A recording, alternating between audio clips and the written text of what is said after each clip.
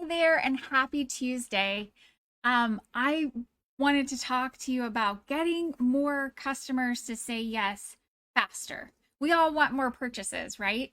Online. Well, here's one quick way that you can do that. And I want to talk to you about that today by talking to you about the Fogg behavioral model. And this model was brought to us by Dr. BJ Fogg, who is a behavior scientist at Stanford University. And he has written a book called Tiny Habits. His whole purpose in doing so was to help you create tiny habits so that you can reach your big personal goals. But maybe he didn't realize this at the time. However, we can also use this model to help our audience make decisions faster when it relates to our website. And that might mean engaging with us, downloading something from our website, and even making a purchase. Specifically today, I want to talk about making a purchase faster and the payment process that you're using on your website and the options that you're offering and how that can either make it harder for your customers to say yes or take longer for them to say yes, or maybe they don't say yes at all, or how you can make it easier for people to say yes and say yes faster. So here's just a quick anecdote. This week, I ran across this in two ways. First, a client was asking me about what the options should be on their website. And second, because I had this experience myself. If you look at the Fogg behavioral model, you'll notice there are three sort of levers that you can pull to help get people across the action line here. You can either increase motivation, which is maybe one of the most difficult things to do. People are either motivated to get your product or they're not. And it's generally based on need and related to things that are on that Maslow's hierarchy of need. So we do talk about that a lot, Maslow's hierarchy of need, and how we are framing up our message so that we are getting to at least one or more of the levels that are on that Maslow's hierarchy pyramid. But if you're highly motivated to make a purchase, if it's something that's necessary to sustain life for you to survive, then you are more likely to make that purchase, even if it's really difficult to get whatever it is that you're after. Think toilet paper during COVID. This became a real necessity that people were highly motivated to go get, and they would travel all over their small locations, even while we were supposed to be quarantined, to try to find toilet paper.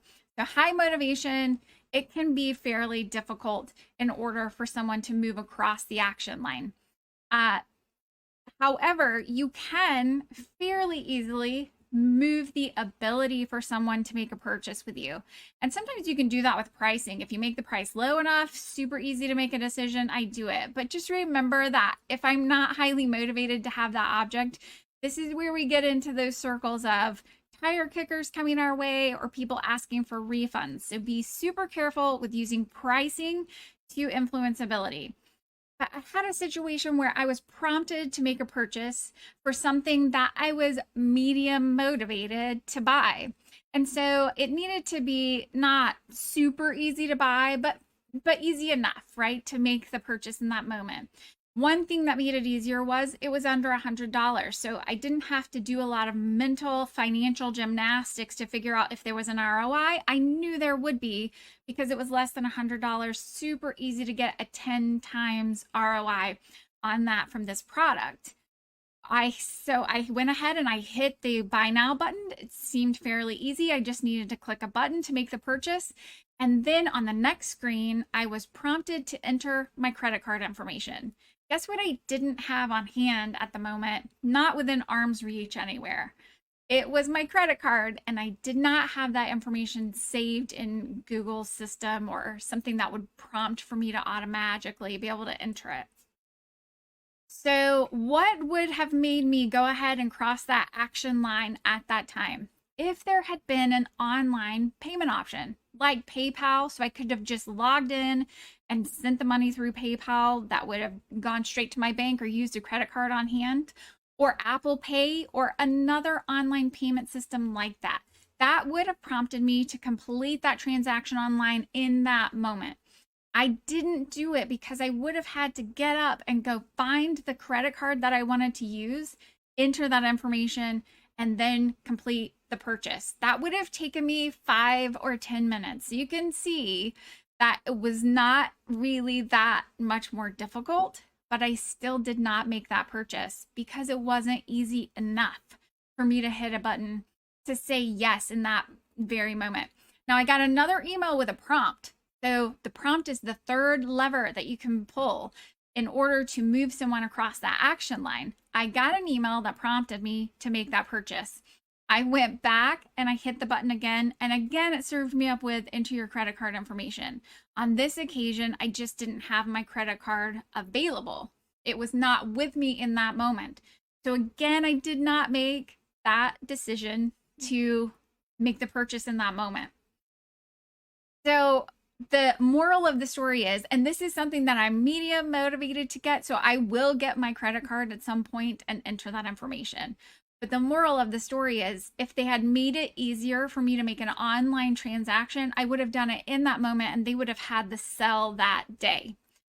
You can also use this in your online transactions. If you want more people to move across that action line faster, make it as easy as possible. That can look like online payment systems, but it can also look like a one-click checkout. Amazon uses this all the time. Or as few clicks as possible to get to, hey, thank you for making your purchase. Your payment's been accepted. Thank you for making this purchase. So the levers to pull are motivation, which is generally more difficult to move people up that motivation scale, although you can frame messaging to help them understand how they can be motivated or should be motivated to purchase, or across that ability line, which is just making it easier for your customer to say yes and for them to quickly make that transaction happen online. And just remember, with that ease, less gatekeeping leads to more tire kickers and refunds on the back end if they're not really highly motivated to go get it. But making things easier for your customers in the end is really a better customer experience anyway. So while we are looking for more purchases, we're also looking for more satisfied customers. And I would love it if I didn't have to think about this transaction 3 times before I could just hit a button and make it happen. So why not make it as easy as possible? And that way you've already started off on the right foot, making the process of working with you feel super simple. Okay, that is it for today. I am Tina Smith, and I am here to make complicated website stuff feel easier so that you can solve the right problems, grow a good business, and get the online results you've always wanted. Okay, talk to you later. Bye.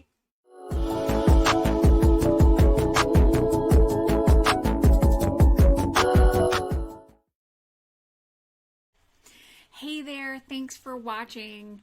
And if you liked what you saw there and you're ready to take your website from crickets to clients, we've got a course for you. In the course, we're going to talk about all the reasons your website might not be converting, and it's probably not about the message. So if you're ready to go from frustrated to validated, we'll uncover all the reasons your website isn't converting and how to fix them without scrapping a thing. All right, see you there.